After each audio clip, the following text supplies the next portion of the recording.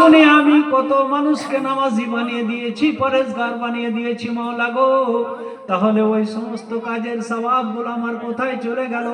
ওইগুলো আমার সওয়াব আমি কি পাবো না? আল্লাহ বলেন শোনো ওই কারি সাহেব, শোনো একটু খেয়াল করো। বলে কি আল্লাহ? বলে শোনো, তুমি তো কেরাত করতে মানুষকে সন্তুষ্ট করার জন্য। বলে হ্যাঁ। তুমি তো কেরাত করতে মানুষের মাঝে ভাইরাল হওয়ার জন্য। বলে হ্যাঁ। তুমি তো কেরাত করতে মানুষের ভিতরে তোমার চর্চা কিভাবে বাড়বে তার জন্য। বলে হ্যাঁ।